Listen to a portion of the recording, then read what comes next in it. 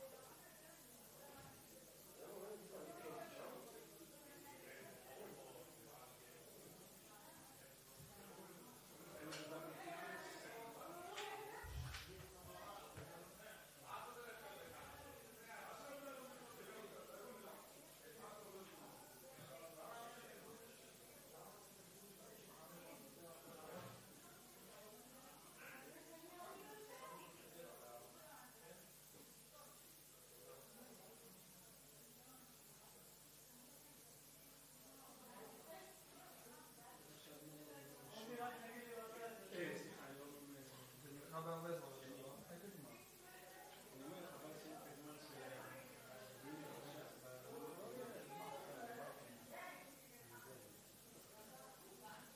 לא ישחקו עמי? שחקו בתחילת העונה הבאה, התחילו גמר גביע שנה שעברה, ואז... למה שלא ישחקו בעצם? דודית לא יוצא? לא, יהיה מלחמה, והם נשארו בסוף. כן, הוא מאוד אופטימי. מה שאמרו היה נכון.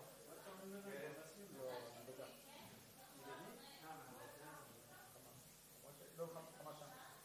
אבל אמרו שזה כמה שנה. לא יודע בדיוק מה.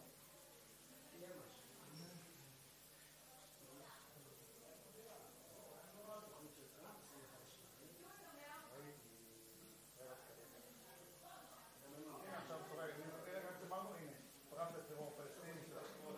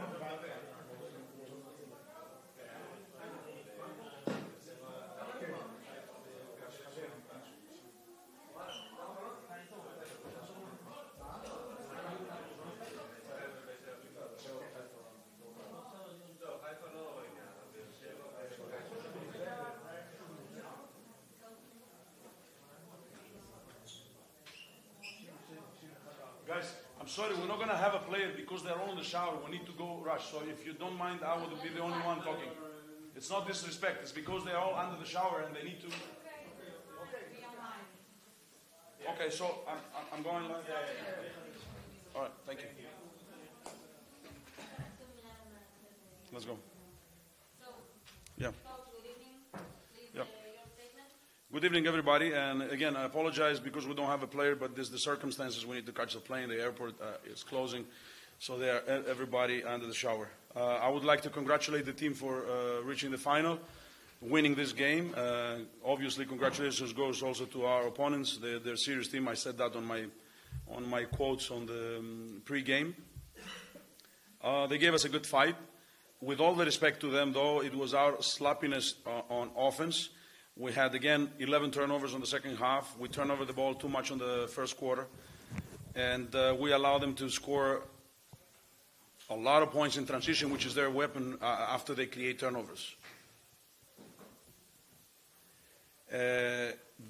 If you analyze the game and you see how much they score on the half court when they don't have a plus player, then you will realize that we played dominant on defense. And that was proven also in the second half, when we allowed only 24 points, with much better defense, better reading, more deflections. It was the momentum. It was the momentum of 21-0 for us that pretty much we needed to change the picture and to become more serious and to play better defense and to be more productive on offense. Additionally, I would like to say congratulations for the players that we reached as a club for second time in the history of the club the Super Cup final. With the performances and the fact that we're all over here together, we broke so-called our preseason in order to respect the Super Cup competition. We're here, we respect the Super Cup, we respect the organization, we respect the league, but we don't know when we're going to play a final. So I'm just asking you, do you know any other league in the world that they don't know when the final is going to be played and for what reason? If you know, please bring it up to me, and I will say that it's my mistake. But that's not serious. And there are people in the league which I respect, which they are serious, they like this game, but this kind of way, I leave it to you.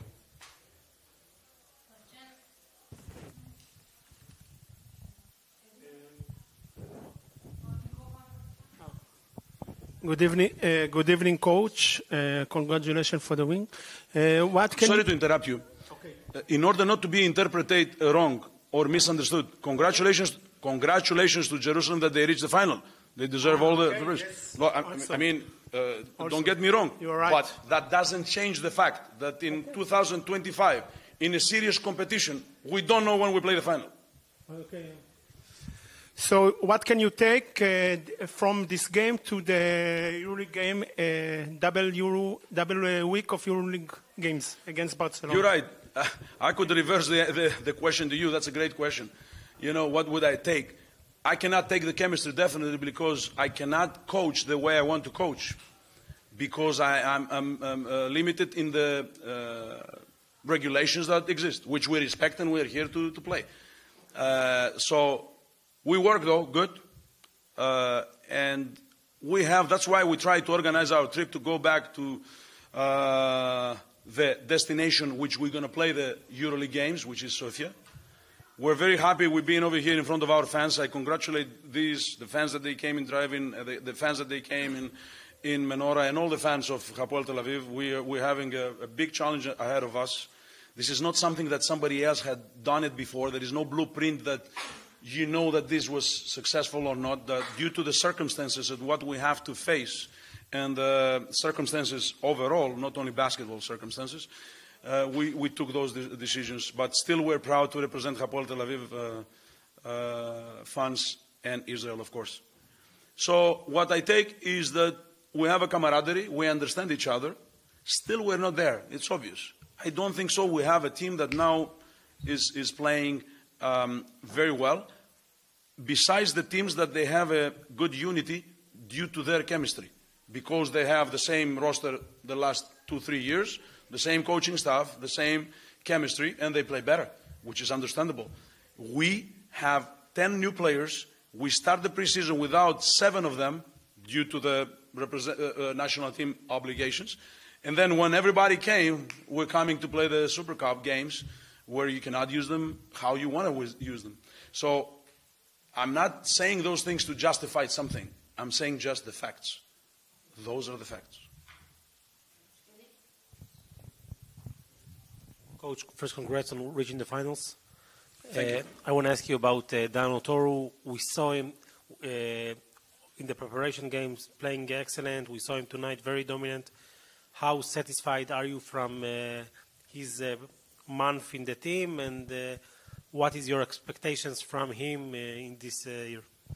Well, you know, I don't like to talk just for an individual, but since you brought it up, I'm not trying to escape the answer. The DO, as all the players, but Daniel Oturu, he likes the game, and he has. We haven't seen yet his standards or how much potential he has, for sure. The fact that he can dominate defensively and offensively is something that we're working on.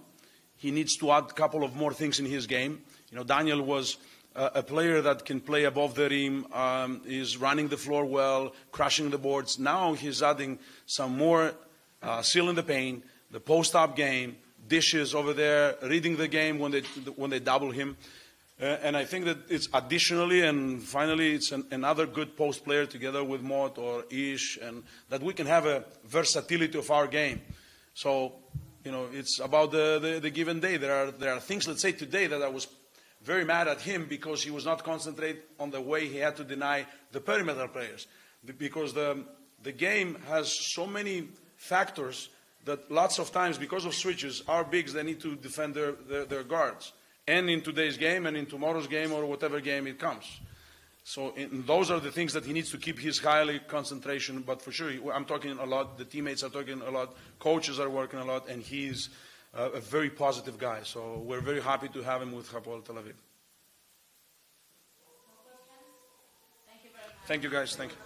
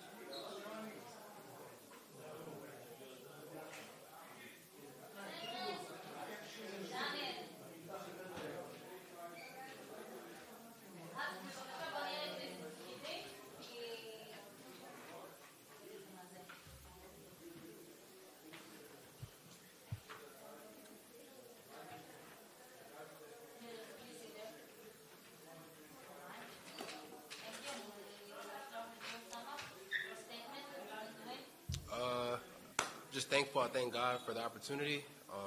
Happy we got the win and looking forward to just continuing to get better.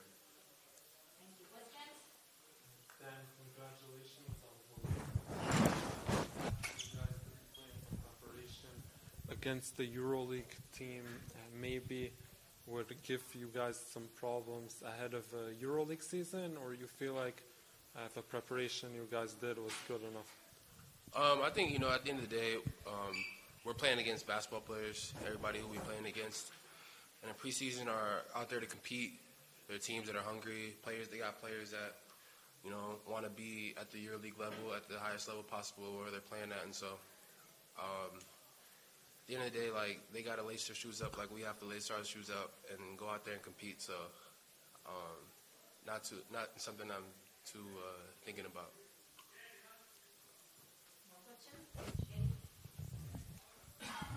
First, congrats on a great game. You're going to play against Barcelona on Tuesday. I think they have more continuation in their team than Hapoel this year. How do you see this matchup, and how do you think that you are prepared for this kind of challenge?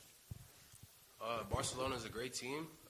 It's an exciting opportunity. It's the first EuroLeague game of the season, and it'll be an opportunity for us to go out there and show what we can do, to start the season. Barcelona is a great test. Doesn't get any more difficult than that to start the season off right off the bat. So I'm excited. I know the guys are excited. A couple more days, and showtime. So let's get to it. Thank you very much. Thank you.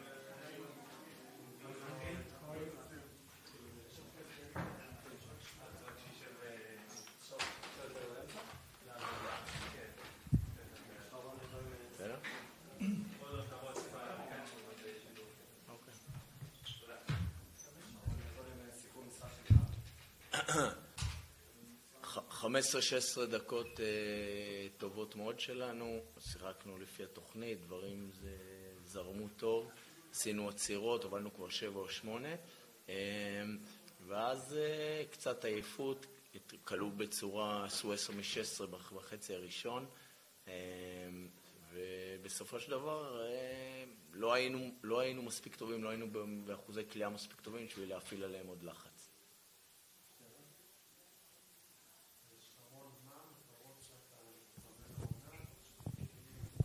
אנחנו יודעים שיש את 3 הגדולות ואז יש קו פתוח על מקום רביעי. כן, המטרה הגדולה היא להגיע לאירופה שנה הבאה, ל-1-5, 1-6, אבל חוץ מ3 הגדולות יש עוד קבוצות טובות, ונצטרך להיות טובים מאוד וקשוחים כדי לעמוד במטרות האלה.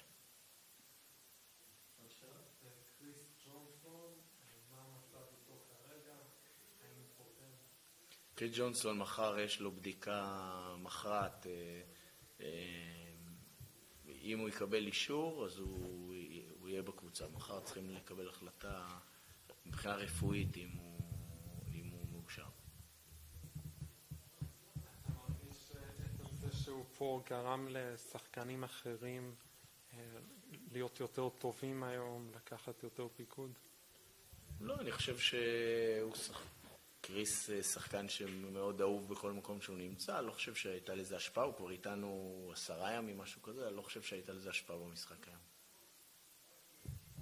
אני חייב לשאול אותך, הייתם שם במחצית, קצת יותר, היה גם 6 ברבע השלישי, אתה ראית את הפועל תל אביב גם משחקים קודמים, ראינו את באר שבע נותנים להם פייט, הייתה תחושה עד לפני השני המשחקים האלה שהם יטיילו בליגה, אתה חושב אתם, קבוצות אחרות, יוכלו לעשות מולה משהו עם הסגל הזה שלהם? תראה, היום שחקנו בלי הגבוה, בלי קיידין, הוא שחק 8 דקות, נפצע לצערי, מקווה שזה לא רציני, והוא לא השפיע על המשחק. היינו באחוזי קליעה לא טובים, ועדיין קיילר סיים עם 2 מ-16, ועדיין היינו שם, כמו שאתה אומר, 6 ברבע השלישי. אני חושב שהם ישלטו בליגה, אבל אני חושב שקבוצה ביום ממש ממש טוב, כן תוכל לנצח אותם. אבל גם שנה דרך אגב, גם שנה שעברה, כמה הפסדים היו להם? 3? כן.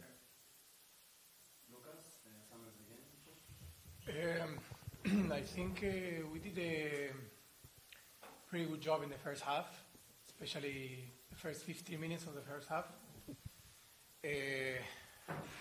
Then with this kind of teams, if we want to go to the next level, we have to stay focused the 40 minutes, even more sometimes, because as soon as you miss something or forget about something, they punish you.